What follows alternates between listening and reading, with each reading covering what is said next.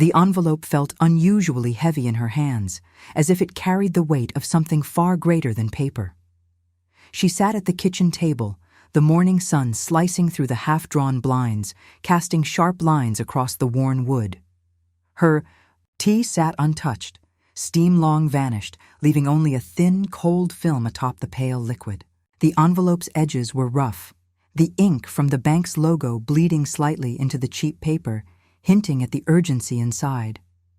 With trembling fingers, she peeled it open, her breath shallow, heart tapping an uneven rhythm against her ribs. As her eyes scanned the letter, the words blurred, but the numbers stood out in cruel clarity. $40,000, final notice. Her stomach lurched. Loan account past due, immediate action required. But she hadn't taken out any loan. Not a dime. A tightness gripped her chest as her gaze shifted downward, where her own name was printed neatly beside a jagged signature. A signature that was supposed to be hers, but wasn't. It mimicked her handwriting well enough to fool a machine, but not a mother. The edges of each letter were slightly too sharp, the flow too forced, as if someone had practiced it, rehearsed it, until it was passable. Her hand quivered, knuckles whitening as she clenched the paper. A hollow roar filled her ears, drowning out the silence that buzzed in the room like a trapped fly. Just then, her son strolled past, barely sparing her a glance. His phone lit up his face, a smug grin curling at the corners of his mouth as he chuckled at whatever played on his screen. She opened her mouth, but no words came. The betrayal hung heavy in her throat like thick smoke. How could he? How could her own child, her flesh and blood, sink to this? Her mind scrambled for an explanation, any possibility that would absolve him, but there was none. The evidence lay in her lap, undeniable and cold. Her credit shattered, her name tainted, and he walked by as if nothing had happened, as if he hadn't just set fire to her future. The room seemed smaller now, closing in on her. The ticking clock on the wall suddenly sounded deafening, each second punctuating her rising panic. She stared down at the forged signature again, a grotesque mockery of trust. The tea beside her had gone entirely cold, forgotten in the midst of the storm swirling inside her. Her breath quickened, vision tunneling as the weight of what he had done settled fully upon her. She had sacrificed everything for him, her time, her youth, her peace. And now, this. Her hands lowered, the paper, crumpling softly in her grasp. A deep, bitter ache gnawed at her chest, not just from the financial ruin, but from something far worse. The realization that the very person she loved most had quietly, deliberately chosen to betray her. And as he vanished into his room, door clicking shut behind him, one question stabbed through her spinning thoughts, sharp, raw, unrelenting. How could her own son do this? The house had always been small, but she fought tooth and nail to keep it standing. After her husband's sudden death, the world had become a colder, more demanding place. Bills didn't pause for grief. Responsibilities didn't soften for a widow with a child. She picked herself up because there was no one else to do it. By day, she slipped into her stiff white uniform, the hospital badge catching the morning light as she rushed through long shifts, tending to patients who clung to life, offering comfort to strangers while her own heart ached for her lost partner. The hospital corridors smelled of antiseptic and sorrow, but she carried on, driven by the small boy waiting for her at home. When night fell, she exchanged the nurse's cap for janitor's gloves. The click of her mop bucket echoed through silent office buildings as she scrubbed polished floors that would never remember her touch. Every aching muscle, every blistered hand was for him, for her son. She whispered bedtime stories to him on brief breaks, her voice raspy from exhaustion but always steady with love. There were nights she would come home to find him asleep at the kitchen table, his school books open, his small head resting on folded arms. She'd gently scoop him up, tuck him into bed, and sit beside him for a few minutes longer than necessary, watching his peaceful face and promising herself that all of this, every sacrifice, would be worth it. Meals were modest. Often she would pretend she wasn't hungry just so there was enough for him. She stitched his uniforms late into the night when they tore from playground scuffles or growing too fast. She learned to make shoes last another season, patched up with careful hands that once wore a wedding ring. But when college came and the costs soared beyond her meager savings, she stood before the pawnshop window for what felt like hours, her reflection staring back at her, pale, tired, but resolute. Inside, under harsh fluorescent lights, she slid her wedding ring across the counter. The man behind the glass barely looked at her as he appraised the band, quoting a number that felt like an insult to all it represented. She took the cash anyway. Her son needed textbooks. Her memories would have to live without the ring. Suitors came and went over the years, men who offered companionship, stability, even comfort. But she always declined. She told herself that stability for her son was more important than her own loneliness. She wanted him to grow up in a home that felt secure, uninterrupted by the uncertainties of stepfathers or new dynamics. She poured herself entirely into his upbringing, guiding him with lessons of integrity, kindness, and responsibility. She emphasized the importance of earning one's way, of never taking shortcuts, of valuing trust as life's most fragile currency. Ironically, it was those very lessons he later used as a facade. He had grown into a young man with charm and confidence, praised by teachers and admired by neighbors. She saw in him the culmination of every late night and every tear she had swallowed. But behind his polite smiles and casual reassurances, he had forged her name and turned her credit into his playground. The honesty she had sewn into him like a quilt had frayed into opportunism. He had learned how to appear accountable without truly being so. He had taken the name she spent years protecting and used it as collateral for his own convenience. Now, as the memory of all those sacrifices flickered painfully in her mind, the irony gnawed at her. She had given him everything, holding nothing back, and in return, he had stolen from the very foundation she built. The ache was not just for the money or the ruined credit. It was for the love that had been given freely and was now repaid with betrayal. The evening was unusually quiet. The kind of silence that doesn't comfort but weighs heavy, like the hush before a storm. She sat at the edge of her seat in the living room, her hands folded tightly in her lap as she waited for him to return. The letter had been burning a hole in her mind for days, but tonight she couldn't carry it alone anymore. The front door clicked open, and in walked her son, laughing into his phone, the soft fragrance of his cologne mingling with the faint scent of the dinner she had cooked. His girlfriend trailed behind, barely acknowledging her as she made her way to the master bedroom, her bedroom, now occupied by them. He noticed her sitting there but didn't pause. It wasn't until she softly called his name that he finally turned. She kept her voice steady, gentle. "Can we talk for a moment, sweetheart?" He sighed, irritated, as though she had asked for too much. "About what, Mom?" "The loan," she whispered. "The one I never took, the one in my name." His eyes narrowed for a moment before he smirked, a cold, dismissive curve to his lips. "Are we really doing this?" he said, rolling his eyes. "You act like it's such a big deal. It's just money." Her voice wavered slightly but held its ground. $40,000 is not just money. My name, my credit. You never told me.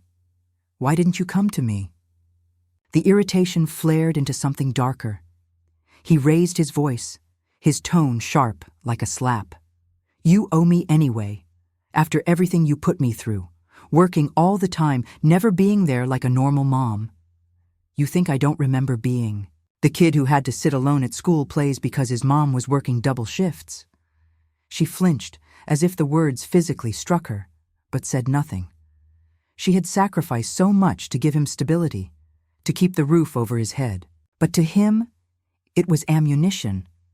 "And besides," he continued, waving a hand as if brushing away an annoying fly, I'm the one who's going to have to take care of you soon enough. This house, my name will be on it eventually. So what's the difference if I use it now? You can't even keep track of your own bills anymore." His voice dropped, venomous. "You should be thanking me."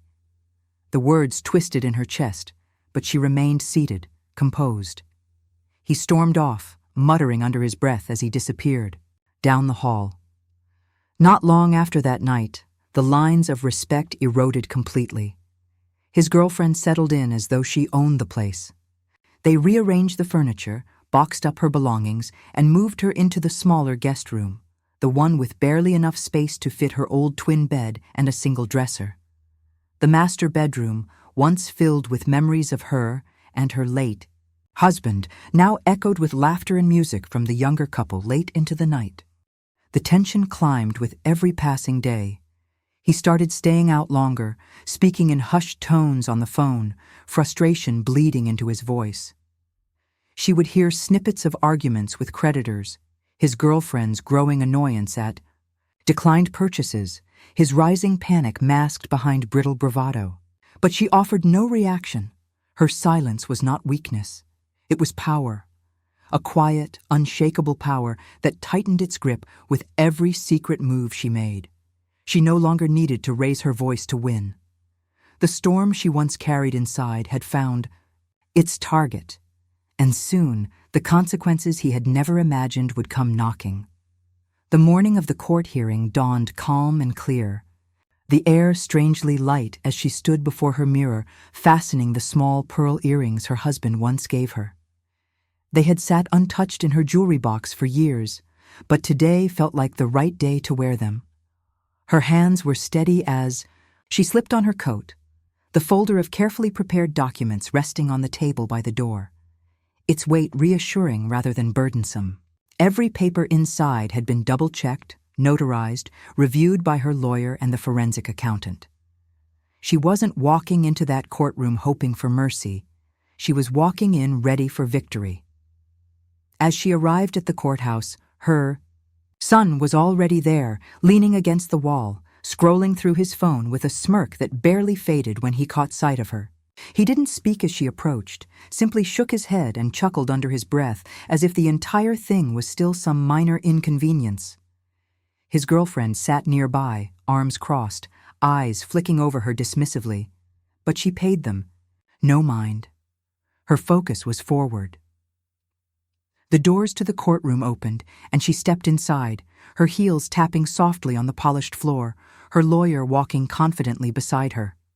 The judge entered, and everyone rose. What followed next was not chaos or drama, but the slow, methodical unfolding of truth. Mr. Devlin presented the evidence with precision. The original notarized freeze clause, the bank documents showing unauthorized loans, the forged signatures, side by side with her genuine ones, and the testimony from the forensic accountant who traced every fraudulent transaction back to her son's personal accounts. Each piece was laid before the judge like bricks in a wall, undeniable and unbreakable. Her son, at first, chuckled arrogantly, exchanging amused glances with his girlfriend, as if none of it could possibly stick. But as the judge's expression hardened, and the charges were read aloud one by one, identity theft, elder financial abuse, fraud, forgery, the color drained from his face.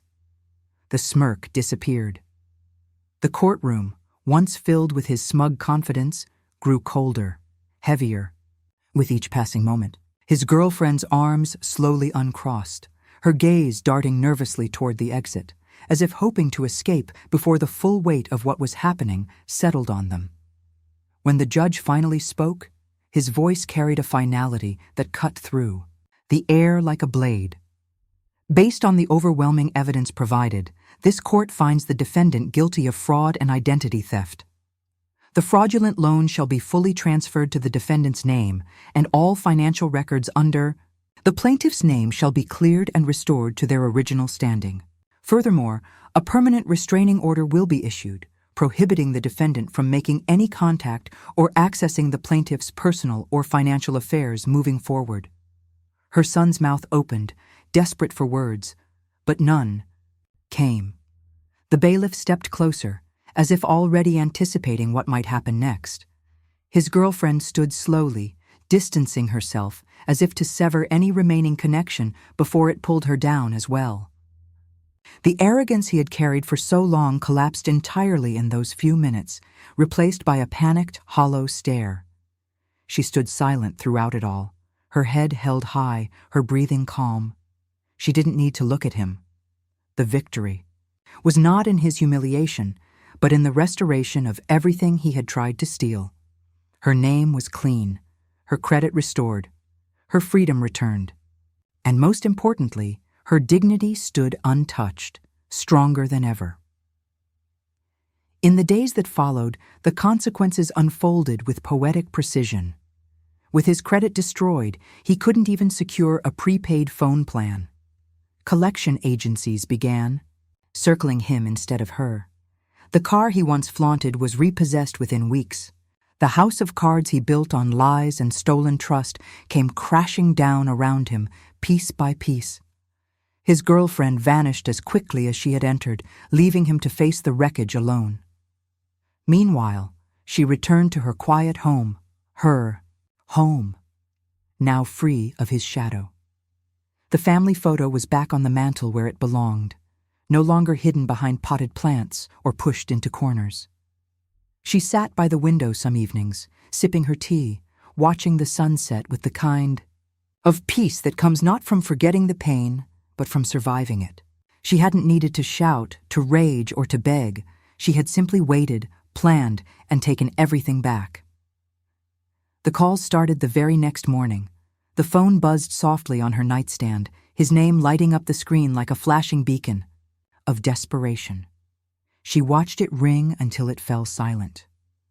Moments later, a text arrived, long, rambling, filled with half apologies and weak justifications. "Mom, please. I made mistakes, but I'm your son. We can fix this. Just call me back." She set the phone down without replying. The silence between them had grown into something sacred now, something she wouldn't break, no matter how. Many times he tried to pierce it. By the afternoon, his girlfriend was texting too. Short, sharp bursts of panic. "You're ruining everything. He needs your help. How can you do this to your own child?" Then came the calls from numbers she didn't recognize, friends of his and once, even the girlfriend's. Mother, leaving voicemails thick with forced sympathy and veiled accusations. "He's young. Everyone makes mistakes. You should talk to him before it's too late." But she never answered. She listened once, just to hear the tone, then deleted them all. The house, once filled with his manipulations and noise, remained blessedly quiet. Meanwhile, the consequences of his actions began folding in on him like a collapsing house of cards. Word spread quickly at his office. Financial fraud charges were hard to hide, and by the end of the week, he was let go. The job that had once given him such confidence, that salary he used to strut around with, was gone. His car, the flashy SUV he once bragged about financing, disappeared from the driveway within days. The bank had repossessed it after missing. Payments stacked up, now that he was responsible for the debt in his own name. Neighbors who had once been friendly with him now kept their distance, offering only cold, polite nods when they passed. The few friends who remained drifted away as the reality of his situation settled in. Without the money, the flash, or the pretense, his social circle shrank to nothing. Even the girlfriend, once so eager to play queen of the house, was gone. Before the first month passed, leaving him stranded and alone, and through it all, she remained still, watching from afar, but never engaging. The peace she felt wasn't one of revenge, but of liberation. For so long, she had been trapped beneath the weight of his entitlement, his manipulations twisting her love into something he used against her. But now, with every unanswered call, with every ignored text, she reclaimed her freedom, piece by piece. The house felt different too. She repainted the walls herself, choosing soft colors that reflected the sunlight better than the heavy modern shades his girlfriend had once insisted on. The curtains were pulled back, allowing warm breezes to drift through open windows. The room smelled of fresh paint and lavender again, not of perfume and loud music. She rearranged the furniture, reclaiming her favorite reading chair by the window where she used to sit with her husband, sipping tea and watching the world outside. She even started tending to the garden again, pruning the overgrown rose bushes and planting new seedlings. The physical labor was therapeutic. Each pulled weed and planted flower symbolic of clearing out the tangled mess her son had left behind.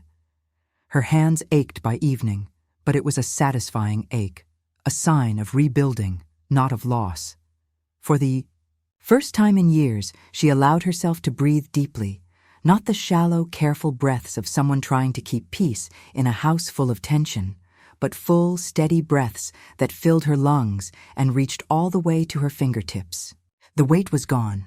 The house was hers again, not just legally, but spiritually. At night, when the phone lit up once more, she simply reached over and turned it face down, the soft hum of cicadas outside lulling her to sleep. She no longer needed to hear his voice. He had chosen his path, and she had chosen hers. The storm was over, and for the first time in a very long time, the quiet was beautiful. Soon, she noticed her mail no longer arriving directly to her. Important letters vanished or appeared opened, as if screened before she ever laid eyes on them. Packages she never ordered showed up on her porch, addressed to him or his girlfriend. She felt herself shrinking inside her own home, tiptoeing around, trying to avoid confrontation, holding on to the small corners of dignity she had left. One afternoon, while folding laundry in the narrow hallway, she overheard him on the phone, in the living room. His voice was low, but carried enough for her to catch every word. "She doesn't even know what day it is anymore," he said with a laugh, dismissing her entirely. "Half the time she just wanders around like she's lost." "Honestly, I should have put her in assisted living already." The words punctured her like tiny shards of glass. She clutched the fabric in her hands, her knuckles whitening as she stared blankly at the wall. Assisted living, as if she was a burden to be managed, no longer a mother, but an obstacle. That evening, he finally said it directly to her face. He stood in the kitchen, leaning casually against the counter, arms crossed, wearing that smug grin that had become so familiar. "You know," he said slowly, almost like a taunt, "if you keep asking dumb questions, I might just have to move you somewhere, safer, where people can keep an eye on you.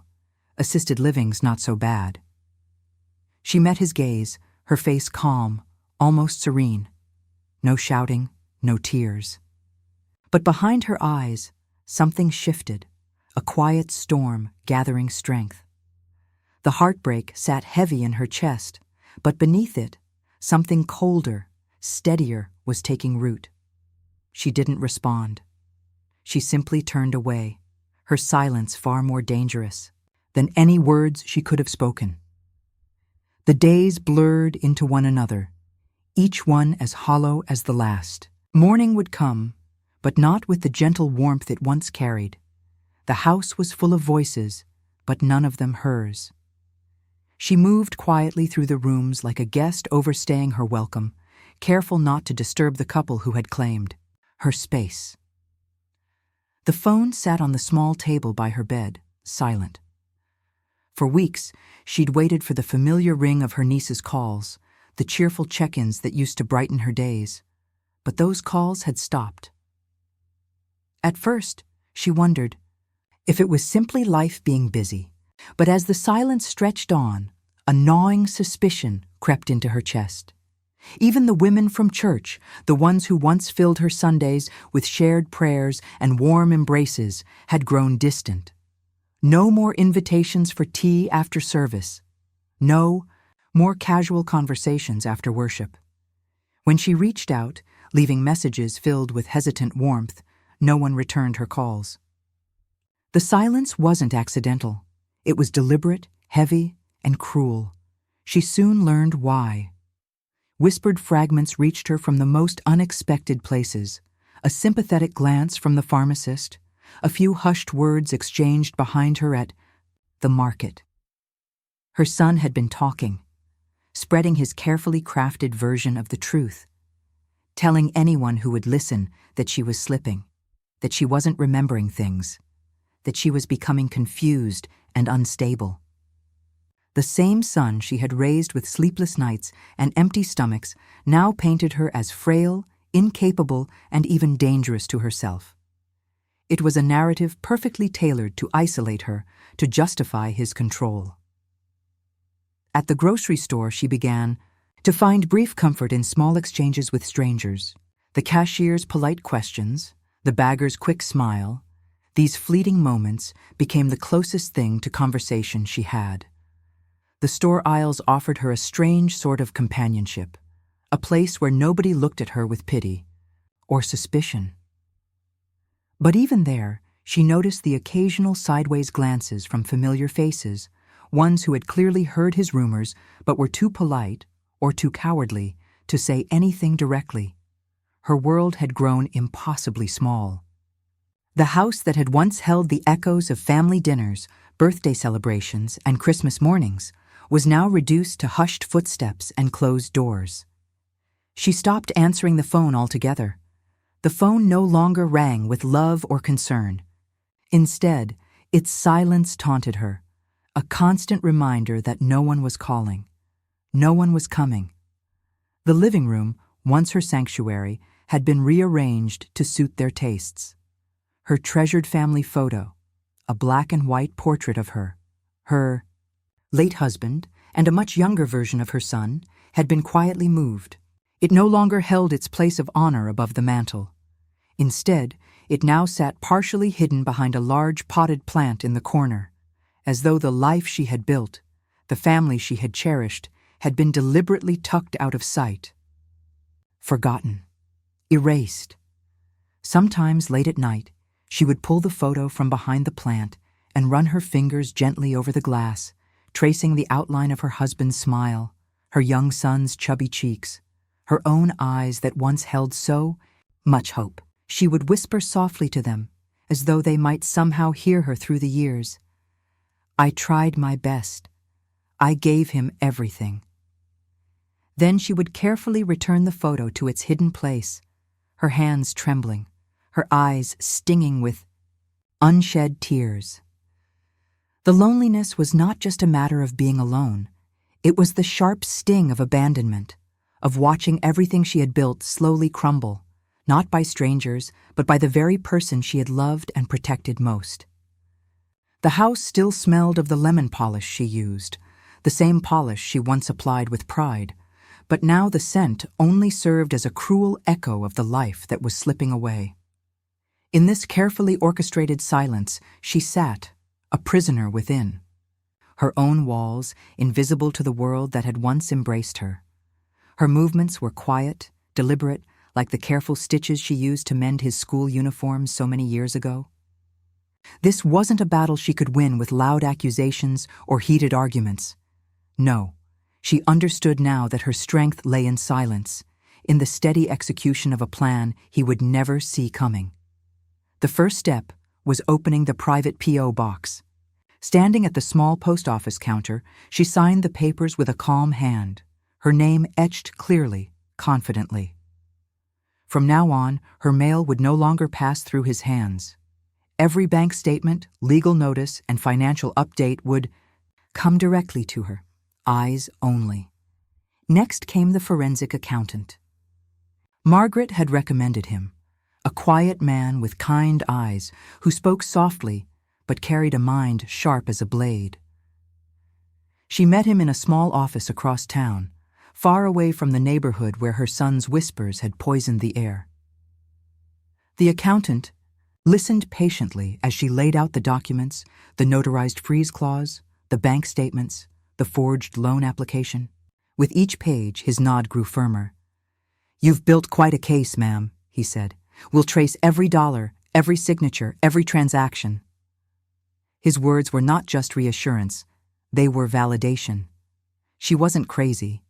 She wasn't confused. She was right.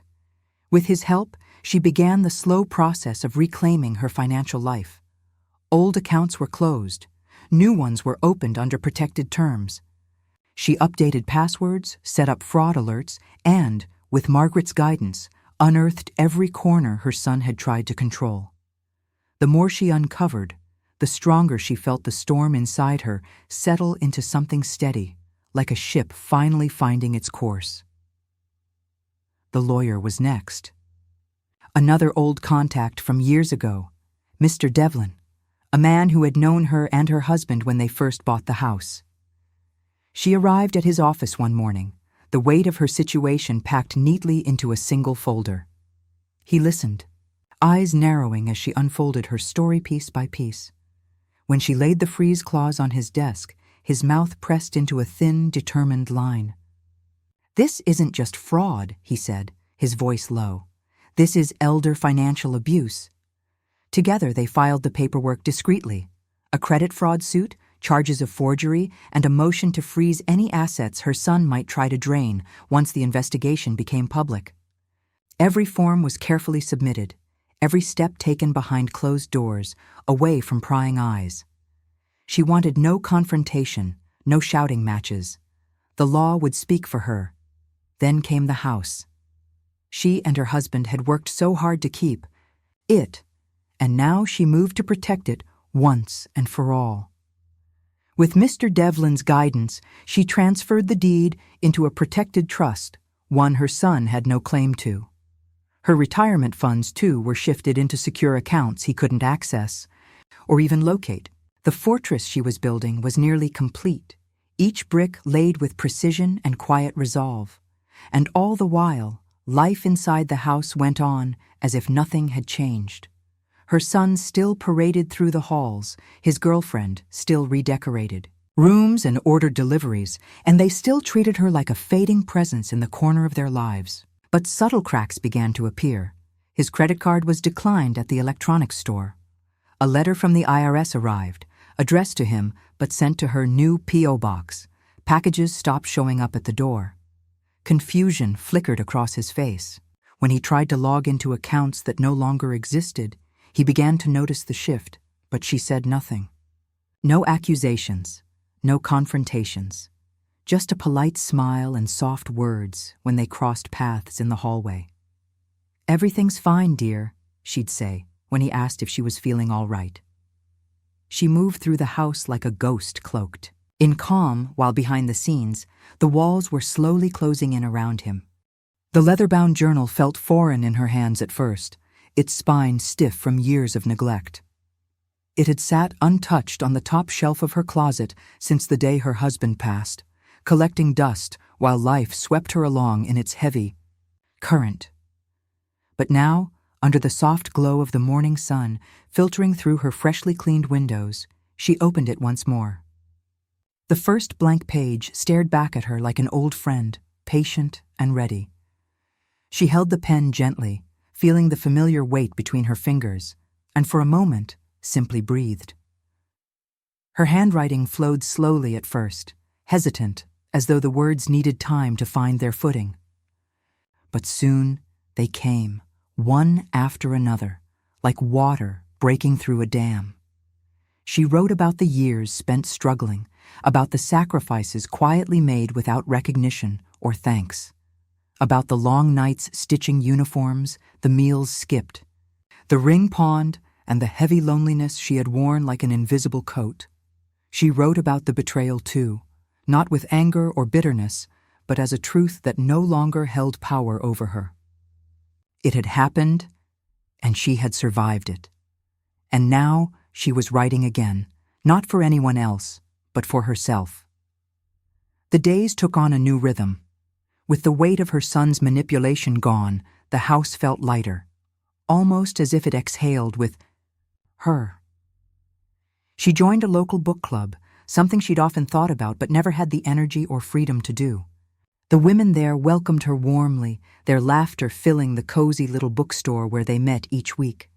They discussed novels and poetry, sometimes sipping coffee, sometimes wine, their conversations weaving between stories both written and lived. For the first time in years, she felt part of something that wasn't transactional, something that didn't demand anything from her except her presence. She began walking each morning, just after sunrise, when the world was still. Quiet and the air crisp, her feet found the rhythm easily, carrying her past familiar houses, blooming gardens, and sleepy streets, waking up to the day. The movement felt good, not rushed or anxious, but steady, grounding. She would nod politely to neighbors who passed, and they would nod back, smiles exchanged without pity or suspicion. They saw her now not as the fragile woman her son had painted her to be, but simply as herself, dignified, steady, present. With each passing week, she noticed small but meaningful changes within herself. She smiled more often, and not the forced kind she had worn for so long to keep the peace. These smiles were soft, genuine, free from the sharp edge of fear or sadness. She found herself humming while watering the plants, lingering over breakfast rather than rushing through it. The simple joys of her home, once buried beneath anxiety, had returned to her like old, loyal friends. One evening, as she sat on the back porch watching the sun sink behind the trees, she allowed herself to confront a thought she had avoided for years. Maybe she had never been the burden he accused her of being. Maybe she wasn't broken or failing, as he had so often implied. She had simply been exhausted, worn thin from years of carrying too much for too long. The love she gave, the sacrifices she made, the nights she spent pushing through exhaustion for his sake, none of it made her weak. They made her resilient. They made her whole. She whispered softly to the wind, as though her late husband might hear. "I thought I failed him, but I didn't. I did my best, and I survived." There was no bitterness left in her voice, only quiet triumph. The storm that had once clouded every corner of her life had passed. In its place was a warmth that came not from victory over him, but from the reclamation of herself. She was no longer a woman clinging to what little she had left. She was a woman who had taken her life back, piece by piece, with dignity intact. The journal sat beside her once again, pages slowly filling with reflections, small victories, and gentle affirmations. Each word she wrote was a quiet declaration that she had endured, not as a victim, but as a survivor. And for the first time in many years, the world felt wide open and full of possibility, freshly cleaned windows. But tonight it looked different. She had laid out her best china, the delicate porcelain plates once reserved for special occasions. A single-place setting, carefully arranged, gleamed under the warm glow of the overhead lamp. The food smelled rich and comforting, not extravagant but prepared with care, just for herself. She sat down slowly, hands steady, breathing in the quiet that now filled her home. It was not the heavy silence of the past, but a gentle welcome, calm. She ate in peace, every bite a small celebration of her reclaimed life. No voices argued in the background, no tension thickened the air, only her own steady heartbeat, her own quiet contentment. When the meal was done, she washed the dishes, dried them, and returned them to their place. Before bed, she walked. Through her home, setting the alarm, locking the doors herself. As she reached for the light switch, she paused for a moment, smiled softly, and whispered into the stillness. "This time, I ate at my table, alone and free."